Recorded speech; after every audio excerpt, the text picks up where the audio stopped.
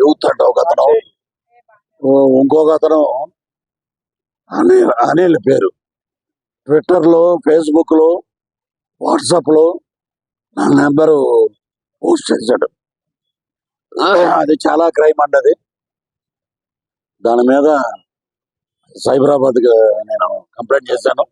పరువు పరువు నష్టం పరువు నష్టం దావా కూడా ఎత్తున్నాను. ఇక్కడ ఇచ్చాను. ఆంధ్రాలో మా హోమ్ మినిస్టర్ వంగలపూడి అనిత గారికి కూడా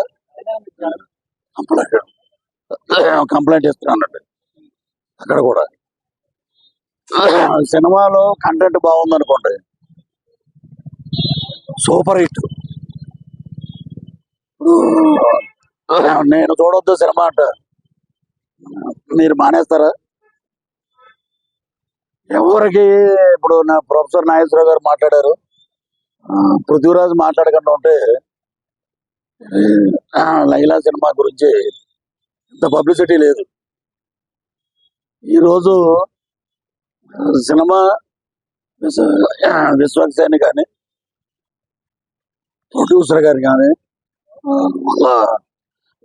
నాన్నగారు కరాటే రాజు గారు కానీ నేను మాట్లాడాను. Very happy.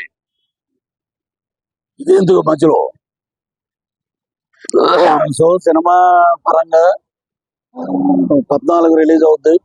Super super duper hit cinema. రాజకీయంగా నా మీద, నా ఆరోగ్యాన్ని, నా వ్యక్తిగత ఇమేజ్ని డ్యామేజ్ చేశారు కాబట్టి మా లాయర్ ద్వారా, మా హోమ్ మినిస్టర్ గారి ద్వారా డెఫర్మేషన్ సూట్ వేస్తున్నాను. ఇక మీదట ఎవరి జోలికి పోవద్దు, నా జోలికి అని కాదు.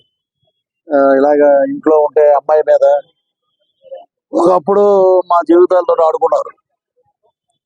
వాళ్ళకి ఎంత జరిగినా కూడా ఇంకా బుద్ధి రాల. అప్పుడు మీ బర్త్డే 11వ తారీఖు అన్నాం అనుకో, పృథ్వీరాజు 11 అన్నాడు, మమ్మల్ని ఇలా అన్నాడు అలా అని అంటారు. 11 అంటే మీకు ఎందుకు అంత వణుకు? ఉన్నది ఉన్నట్టే మాట్లాడాం మేము. నేను ఉన్నది ఉన్నట్టు మాట్లాడా. అది సినిమాని సినిమాగా చూడండి, సినిమాని ప్రేమించండి. హీరో ఎంత కష్టపడ్డాడో మాకు తెలుసు,